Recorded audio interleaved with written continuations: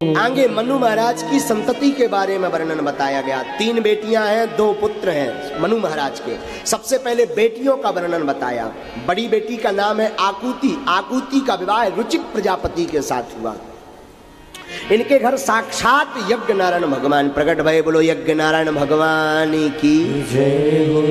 यज्ञ नारायण भगवान का विवाह हुआ दक्षिणा नाम की कन्या के साथ। इसलिए आज भी यज्ञ बिना दक्षिणा के अधूरी है। यज्ञ करवाओ दक्षिणा ना दो तो यज्ञ अधूरा, क्योंकि यज्ञ नारायण की पत्नी का नाम है दक्षिणा। इसलिए बिना दक्षिणा के यज्ञ अपूर्ण मानी जाती है। आगे विदुर मैत्रेय जी मुनि विदुर जी को प्रसंग सुनाते हैं। देवहूति माँ की दूसरी कन्या जो हुई देवहूति, देवहूति माँ की 9 बेटियां हुई और 9 बेटियों में अनसुईया का विवाह अत्रि मुनि के साथ हुआ। जो अनसुईया हुई उनका विवाह अत्रि मुनि के साथ हुआ, परंतु अत्रि मुनि के कोई संतान नहीं हुई तो अत्रि मुनि ने तप किया तो तीनों देव प्रकट भये। तीनों देव प्रकट भये तो बोले वरदान मांगो। तो अत्रि मुनि बोले महाराज हमारे कोई संतान नहीं, हमने तो एक देवता की प्रार्थना की थी, यहाँ तो 3 देव आ गए, अब क्या करें।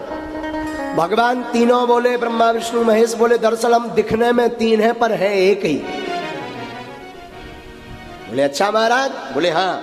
बोले महाराज तो फिर कुछ कृपा कर दो। बोले ठीक है, हम तीनों ही तुम्हारे घर पर पुत्र बन करके आएंगे। ये अत्रि मुनि को वरदान दे दिया और तीनों ही पुत्र बन करके आए। कैसे? ब्रह्मा जी के अंश से चंद्रमा, ये अत्रि मुनि की संतान है। ब्रह्मा जी के अंश से चंद्रमा रूपी बालक हुआ, शिव जी के अंश से दुर्वासा मुनि रूपी बालक हुआ और भगवान श्री हरि नारायण के अंश से साक्षात दत्तात्रेय जी महाराज हुए। लो दत्तात्रेय जी महाराज की जय हो।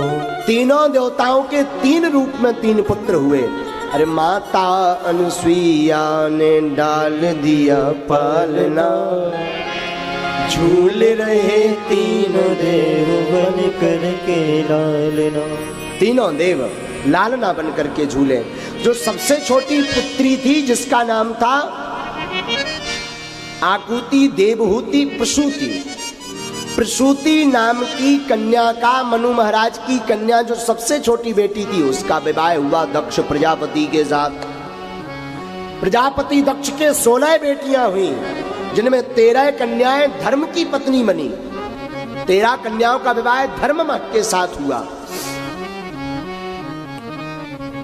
और धर्म महाराज के साथ 13 कन्याओं का विवाह हुआ। उनमें जो मूर्ति नाम की पत्नी थी, उनके गर्भ से भगवान नर और नारायण ऋषि के रूप में प्रकट भये, जो आज भी बद्रीनाथ में तपस्या कर रहे हैं। नर नारायण पर्वत आपने सुना होगा, नर नारायण पर्वत आज भी बद्रीनाथ में तपस्या कर रहे हैं। और एक कन्या थी सबसे छोटी सती। सती देवी का विवाह भूत भावन महादेव के साथ किया दक्ष प्रजापति ने, लेकिन सती की कोई संतति नहीं हो सकी, कोई संतान नहीं हुई सती और महादेव से, क्योंकि एक बार दक्ष ने भगवान भूत भावन भोलेनाथ का अपमान कर दिया था, जिसे देवी सती सह ना सकी और अपने प्राणों को त्याग दिया। यहां पर परीक्षित जी ने प्रश्न किया, महाराज पिता के कारण पुत्री ने प्राण क्यों त्यागे, जरा ये कथा विस्तार से बताइए। अब कथा बताने लगे। एक बार ब्रह्मा जी ने दक्ष को प्रजापति घोषित कर दिया, प्रजा का राजा बना दिया। प्रजा का राजा बनाया तो सम्मान समारोह रखा गया। सम्मान समारोह रखा गया तो सम्मान समारोह, नेताजी की आदत होती है, नेताजी हमेशा लेट आते हैं ताकि जनता इंतजार करती रहे। तो सम्मान समारोह में दक्ष प्रजापति थोड़ा देरी से आए, देरी से पहुंचे। सबने उठ करके सम्मान किया, लेकिन ब्रह्मा विष्णु महादेव नहीं उठे। जब तीनों नहीं उठे, ब्रह्मा जी तो पिताजी हैं तो उठेंगे नहीं, विष्णु भगवान परदादा हैं तो उठेंगे नहीं। भोले बाबा ने सोचा हम भी कोई थोड़े कम थोड़ी हैं, दमान तो हम ही हैं। तो शंकर जी भी नहीं उठे, भोले बाबा भी नहीं उठे। तो जब दक्ष प्रजापति ऊपर आए और मंच पर खड़े भय, सबकी तरफ देखा कि सब खड़े होकर के सम्मान कर रहे, केवल 3 लोग बैठे। लोगों की आदत होती है 50 लोग प्रणाम कर लें, पांव छीलें, कोई दिक्कत नहीं, पर एक व्यक्ति अगर प्रणाम ना करे तो उसी की तरफ देखेगा, ये प्रणाम क्यों नहीं कर रहा, ये है कौन? सब प्रणाम कर रहे, ये है कौन? तो सब खड़े हुए पर ये 3 खड़े नहीं हुए। तो दक्ष प्रजापति की नजर वहीं गई। बैठते ही दक्ष ने भाषण प्रारंभ कर दिए, बल्कि भाषण होने थे सबसे बाद में, पर बैठते ही दक्ष ने भाषण प्रारंभ कर दिए। हे सभासदों सुनो, श्रूयतां ब्रह्म ऋषयो में सहदेवा सयग्नियः साधूनां ब्रुवतो वृत्तं नाज्ञानं च मत्सरात्। सुनिए सुनिए, सब सावधान हो गए, भाई कोई बड़ी बात होगी। प्रधानाध्यक्ष जी जो प्रमुख लीडर हैं वही पहले भाषण दे रहे, इनका सबसे लास्ट में होना चाहिए। सब सावधानी पूर्वक सुनो, तो सब सुनने लगे। अब दक्ष प्रजापति बैठते ही क्या बोलने लगा, सुनो, मैं केवल एक ही बात कहूंगा, विशिष्ट लोगों में विशिष्ट लोगों का ही आगमन होना चाहिए। एक भी अगर असभ्य व्यक्ति आ जाता है तो सभा का स्वरूप बिगड़ जाता है। और सब एक दूसरी तरफ देखने लगे, भैया यहां पर असभ्य कौन आ गया? दक्ष ऊपर से चिल्ला करके बोला, अरे दिखाई नहीं पड़ता, ये शिव नंगा, न इसे बैठने का ज्ञान न सभा में जाने का ज्ञान, भूत प्रेतों के संग रहता है तो भूत प्रेतों जैसी ही आदत है। और गाली बकना प्रारंभ कर दिया दक्ष ने। तो नंदी को तो थोड़ा क्रोध आया, क्योंकि हरि हरि नंदा सुने जो कान हो ही पाप गौघात समान। भगवान महादेव की निंदा नहीं सुननी चाहिए, वरना गो हत्या बराबर पाप लगता। तो नंदी तो थोड़ा तमतमाए, पर भोले बाबा ने हाथ पकड़ लिया, चुप हो जाओ, ससुराल की गालियां हैं, किसी को शादी में मिलती, हमें शादी के बाद मिल रही, चुप, हाँ शांति से बैठो। चुप होकर के बेचारा बैठ गए नंदी। प्रवचन देना प्रारंभ किया दक्ष प्रजापति ने। महाराज खूब प्रवचन दिए, खूब प्रवचन दिए, खूब प्रवचन सुनाए। और अंततः गत्वा दक्ष ने बोलते बोलते श्राप दे दिया, आज से किसी भी यज्ञ में भूत भावन महादेव का कोई भाग नहीं होगा। श्राप है। अब नंदी से नहीं रहा गया, तमक करके नंदी उठे और बोले, दक्ष जब से आए हो बक बक बक बक बक बक किए जा रहे हो, हम भी श्राप देते हैं, जाओ तुम्हारा मुंह बकरे का लग जाए। तो दक्ष की तरफ से भृगु मुनि बोले, अपनी दाढ़ी पर हाथ फेरते हुए, ए नंदी, ये ससुर दामाद का मामला है, आपस में लड़ाई का, तुम क्यों बीच में बोले? हम भी श्राप देते हैं, भोले बाबा के जितने गढ़ हैं सबके सब पाखंडी हो जाए। तो नंदी फिर उठे तमक कर, हम सबको पाखंडी कहा, हम भी श्राप देते हैं, तुम्हारे जैसे जितने ब्राह्मण हैं सब मांग कर खाने वाले मंगना ब्राह्मण बन जाए।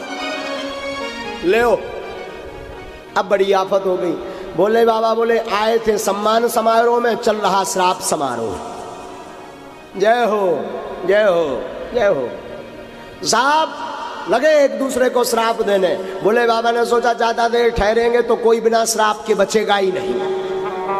भोले बाबा तो परम शांत हैं, अपने गढ़ों को लेकर के वापस आ गए, कैलाश पर्वत आ गए।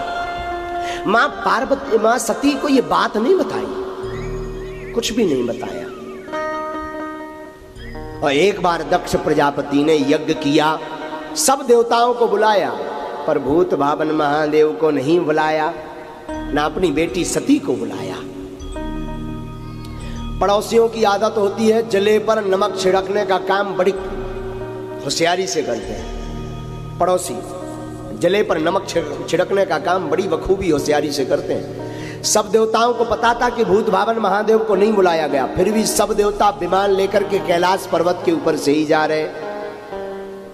गायन करती हुई गंधर्वियां निकली। तो माँ सती ने पूछा, कुछ विमान जा रहे थे, माँ सती ने पूछा, अरे बहन कहाँ जा रही? ऊपर से आवाज आई, अरे बहन तू घर पर ही बैठी है, पता नहीं तेरे पिता ने कितना विशाल यज्ञ का आयोजन किया है। अच्छा अच्छा, हाँ हाँ हाँ हाँ, ठीक ठीक ठीक, बहन तू चल मैं पीछे से आती हूँ। और माँ सती भूत भावन महादेव के चरणों को दबाने लगी। बोले बाबा, बोले देवी आजकल बड़ी मीठी मीठी सेवा हो रही है, कुछ गड़बड़ है क्या? माताओं की आदत होती है जब पति की जेब काटनी होती है बड़ा स्वागत करती हैं। हाँ, जब उन्हें कुछ कोई आभूषण लेना हो, महंगी वाली कोई साड़ी, बड़ा महंगा वाला गिफ्ट लेना हो, फिर देखो रोज बादाम का दूध, बादाम का हलवा खवावेंगी। हाँ स्वामी जी खाइए, आप चाय तो नहीं पिएंगे। और जहां गिफ्ट मिल जाए तो दोबारा फिर चाय को पूछने वाली नहीं है। तो सती चरण दबाने लगी भूत भावन महादेव के। बोले बाबा समझ गए आज कुछ गड़बड़ है। बोले देवी आज बड़ी सेवा हो रही, कुछ गड़बड़ है क्या? अरे नहीं महाराज, हम धर्म पत्नियों का तो धर्म है स्त्रियों का अपने पति के चरणों की सेवा करना। विवाहित स्त्रियों का धर्म है पति के चरणों की सेवा करें। आजकल प्रायः ये काम बंद हो गया। आजकल पति सो जाए तो उन्हें लगता है चरण न दबा के गला कब दबाऊं। चरण दबाने की पूछे कौन? अच्छा, कितने पुरुष हैं जिनकी स्त्रियां रोज तुम्हारे चरणों की सेवा करती? जरा बताओ कितने लोग हैं यहाँ? हाथ उठाओ ना। रोज? वाह भाग्यशाली हो। और कोई इतना भाग्यशाली आदमी है नागपुर महाराष्ट्र में जिसकी धर्म पत्नी रोज चरण दबाती है? गाली तो रोज सुनाती होगी। प्रायः आजकल बंद हो गया ये, परंतु विवाहित स्त्री का परम धर्म है अपने पति के चरणों की सेवा करना। ये परम धर्म है। मां सती चरण दबाती। भगवान भोले बाबा पूछते देवी क्या कारण है? मां सती कहती महाराज आपको पता है क्या, आपकी ससुराल में आपके ससुर जी ने एक विशाल यज्ञ का आयोजन किया। सुंदर शब्द शैली देखिए। माताओं की कोई भी बात होती मायके की तो हमारा मायका ऐसा, हमारे भैया ऐसे, हमारे पिताजी बाप जी ऐसे, ऐसा बोलेंगी। पर सती की शब्द शैली देखिए। महाराज आपकी ससुराल में आपके ससुर जी ने विशाल यज्ञ का आयोजन किया। अपनत्वता बढ़ाने के लिए सुंदर शब्द शैली का प्रयोग करती है। अच्छा देवी कोई चिट्ठी पत्री आई है? आई तो नहीं है पर भेजी जरूर होगी। डाक गड़बड़ा गई होगी, पोस्टमैन गड़बड़ किया होगा। नहीं नहीं नहीं, आज तक जो राज छिपाए रहे भोले बाबा अब बताया। देवी दरअसल तुम्हारे पिता हमसे ईर्ष्या रखते हैं, पूरा राज बताया।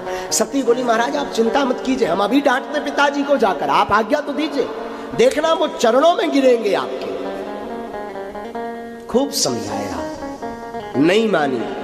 जब सती नहीं मानी तो भूत भावन भोले बाबा ने विचार किया, हुई आई सुई जो राम रचिरा, हुई गए राम रचिरा, वो करी तरह के बड़ा मैसा, वो करी तरह का बड़ा मैसा, हुई गई जो राम रचिरा था, हुई गई जो राम रचिरा था।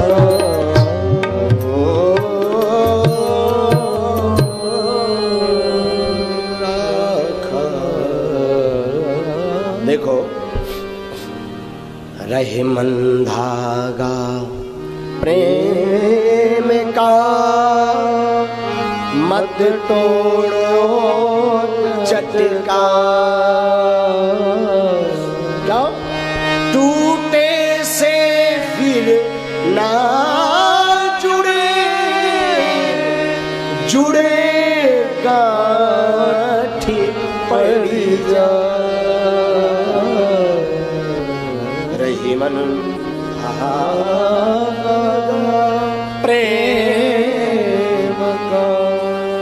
प्रेम का धागा मत तोड़ो। एक बार टूट गया तो फिर जुड़ने वाला नहीं है, और जुड़ेगा तो गांठ पड़ जाएगी। भोले बाबा ठीक समझा रहे, सती मत जाओ, वहां बिल्कुल नहीं जाना चाहिए। कहां? आवत ही हर से नहीं, नैनन नहीं सने, तुलसी तहाना जाइए, चाहे कंचन बरसे।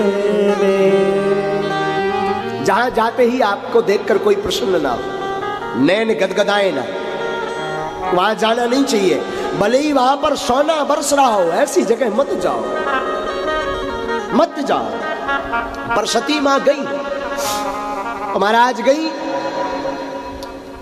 तो सब तो देख करके मुंह मोड़ ले में दक्ष के कारण। सादर भले ही मिली एक माता, परंतु सती की मां प्रेम पूर्वक मिली।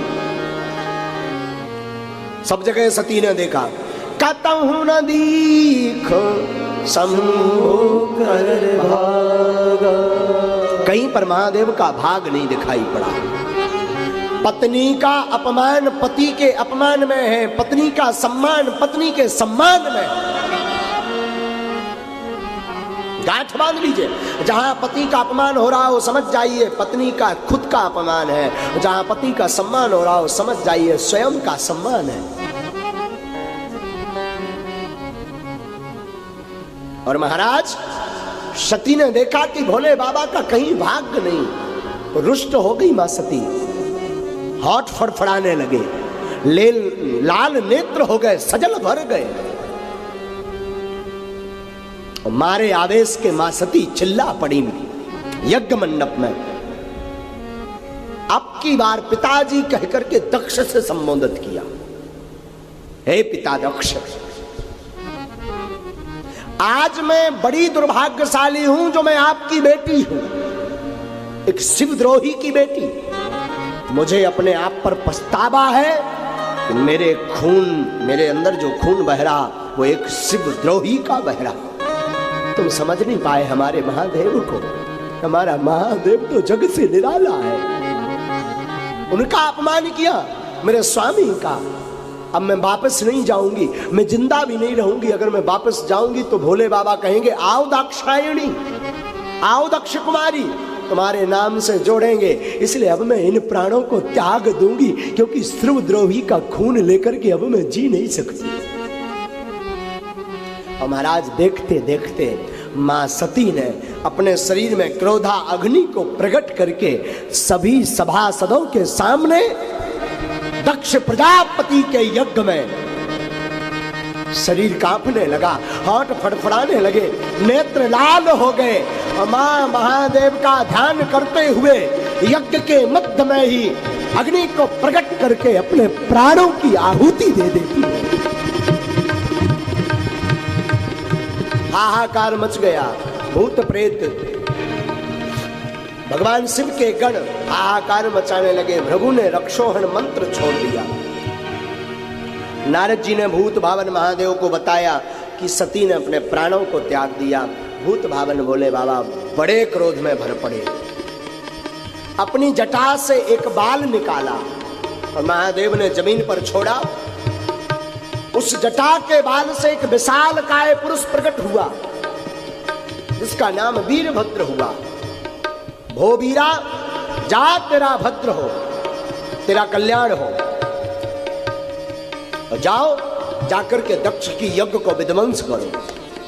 वीरभद्र हजारों भूत प्रेतों को लेकर के गया। देवता घबराने लगे, भागने लगे। वीरभद्र ने भूत प्रेतों के साथ यज्ञ मंडप में प्रवेश किया।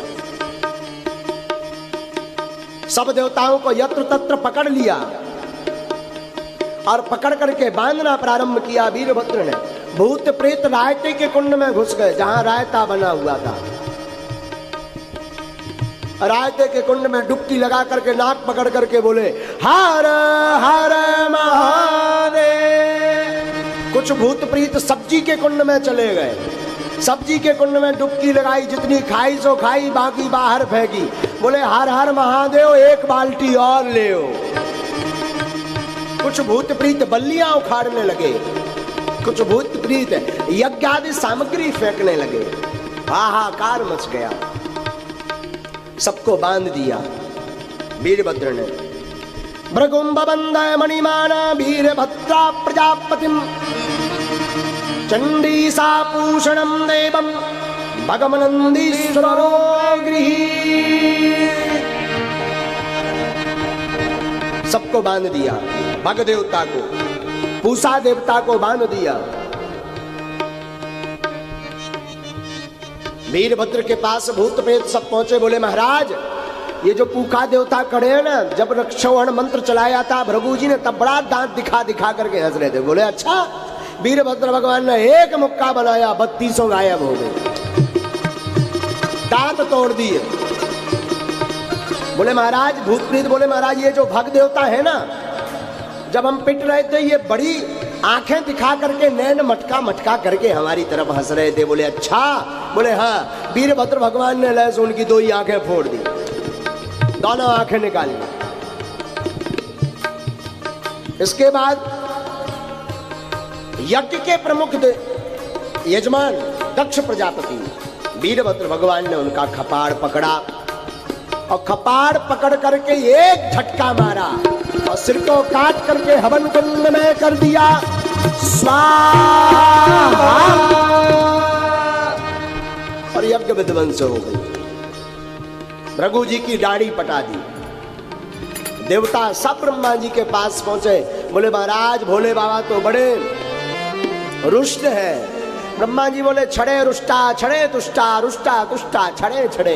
बोले बाबा थोड़े में प्रसन्न हो जाते, थोड़े में रुष्ट हो जाते, चलो सब प्रार्थना करो। सब देवी देवता प्रार्थना करने भोले बाबा के पास गए।